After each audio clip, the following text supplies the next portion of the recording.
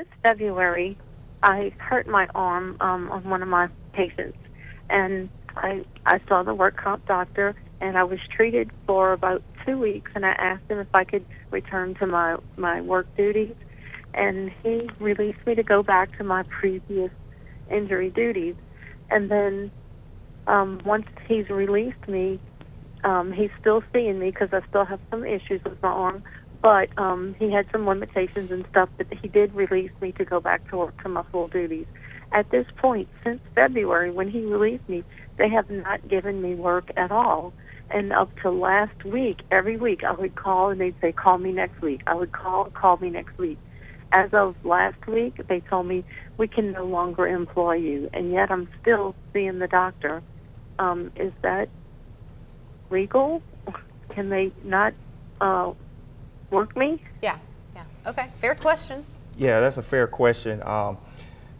That brings into what we call the Bermuda Triangle of workers' comp law, where it intersects with other areas of the law. When you have a workers' comp claim, it doesn't say that they have to continue to employ you. However, if they don't continue to employ you, it could raise other issues with other areas of the law. Could be a violation of the Americans with Disabilities Act.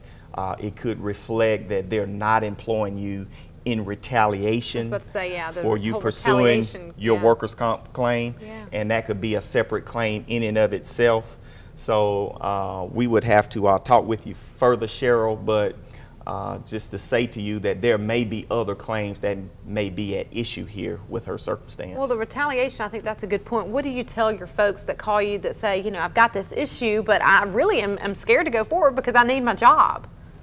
Yeah, well, with her situation, she's not afraid of losing her job because apparently they're not allowing her to come to work right now.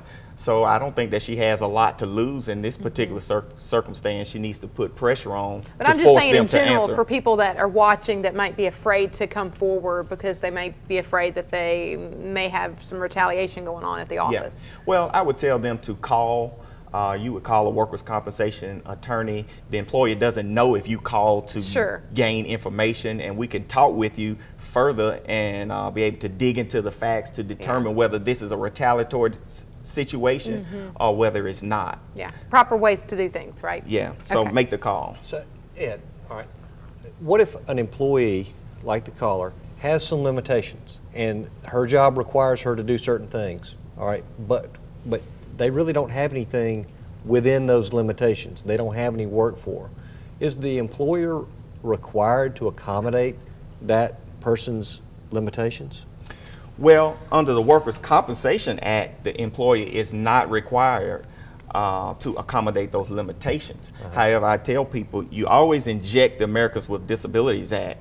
You ask the employer. The law says that you have to ask the employer. You just can't assume it. You have to ask them, would you accommodate me? Could you change my my work duties a little bit to help me come back? Is there an open position that I may be able to transfer to? So once you ask that question, then you've injected the Americans with Disabilities Act into the situation. And so the employer has to deal with that. But if you never ask, you never inject.